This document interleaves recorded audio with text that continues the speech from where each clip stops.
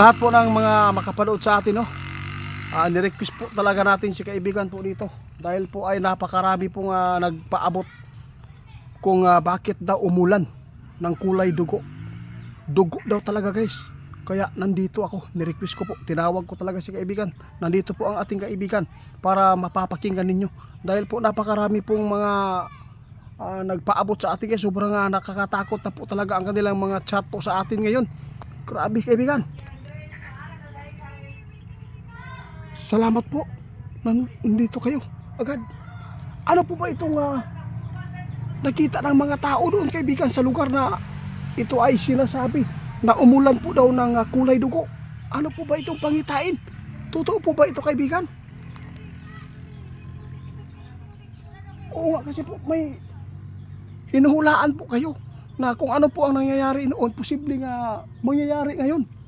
Kaya yun po ang gusto lang malaman kung ano po ba ang pangitaing ito. Nakakatakot na baka po ito daw ang katapusan ng mundo.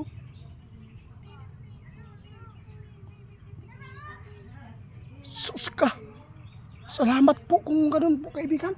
Guys, sa lahat po ng makapanood sa ating video, ito po yung pagpapaabot ng ating kaibigan.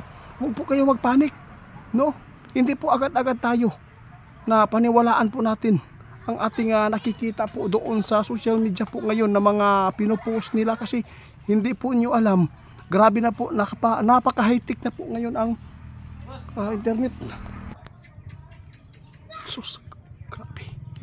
Nakakatakot na po talaga, guys, ang nangyayari ngayon, no?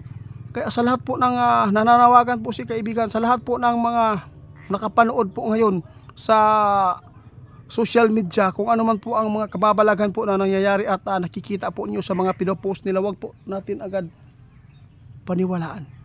Dahil po, pwede pong magawa ng AI. High-tech na po ngayon, guys. Pwede na, no? Magawa nila kung ano po ang gusto nilang gawin sa social media. Kaya sa lahat po ng mga natatakot dyan, huwag kayo magpanik. Ito ang tandaan po ninyo. Sabi ng ating kaibigan, hindi po agad kayo dapat maniniwala kung ano man po ang naka-post sa social media. Hindi po lahat na nakikita ninyo kababalagan ay totoo, kaibigan.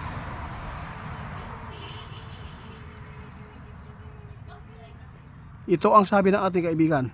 Kung ano man po ang nakikita po ninyo dito sa social media, no, malalaman po ninyo ang mga katotohanan na nagaganap po talaga, na ito ay pinopost nila.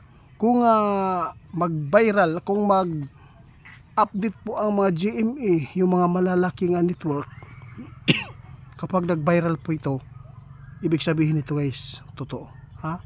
Huwag po tayo agad-agad na maniniwala. Tulad po ni Tatay Digong, marami po nagpaabot, nakauwi na, pinopost na umuwi na, kasakay na sa aeroplano. Hindi po. Lahat po ay kasinungalingan lang.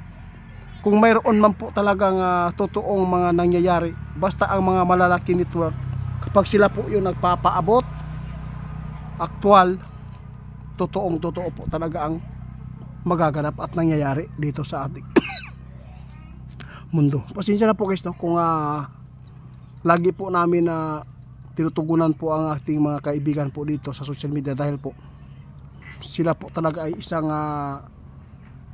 taga-subaybay sa atin, at lahat po ng mga kababalagan sa nangyayari sa mundo ay pinapasa po nila. Kaya salamat po, kaibigan.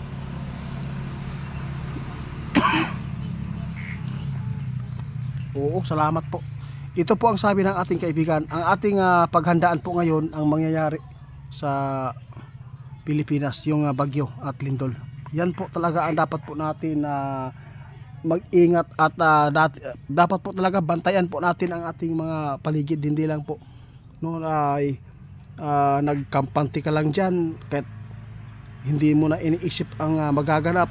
Kailangan kung saan tayo nakalugar, kung saan tayo nakaupo, kung saan tayo punta ngayon, kailangan po natin tingnan po natin kung saan tayo lulusot kung sakali man maipit tayo sa mga kalamidad. Yun lang po ang aming nais na maiparating ngayon sa lahat po ng mga nakasubaybay sa amin. Huwag po tayong maniniwala muna yung mga dugo na sinasabi ng nagpaabot sa atin, no? Huwag kayong maniniwala sa mga pinopost nila na ulan daw og dugo. Grabe na naman ito, kaibigan. Oo, tulad po ng palaka, no? Palaka. Grabe po daw yung palaka. At saka yung hulin, umulan daw kaya basag daw ang mga kuan, sasakyan. Wala, mga AI po kadalasan ngayon, guys. Grabe na ang nangyayari dito sa ating mundo. Grabe na, napakahitik na talaga, kaya maraming nalilinlang ng mga tao. Kaya agad po silang nagpapanik, kaibigan. Oo, sige po. Sa lahat ng magre-request, sa lahat ng hindi ko nabigyan ng time, pasensya na kasi medyo masilan po ang inyong ipinapaabot. Salamat po. Hanggang dito na lang muna. Mag-ingat po tayong lahat, guys. Huwag tayong magpalinlang sa mga manlilinlang. Sa lahat po ng mga nakasuporta sa akin, si Ghost Hunter 88 Fans, paki-report sa FB at saka TikTok niya. Hindi po yan ako. Baka po balin lang kayo, makapag-order kayo ng mga sinukuan na wala naman po silang sinukuan, no? Kasi kinukuha lang po nila lagi ang ating mga post sa social media dito sa YouTube. Salamat, kaibigan.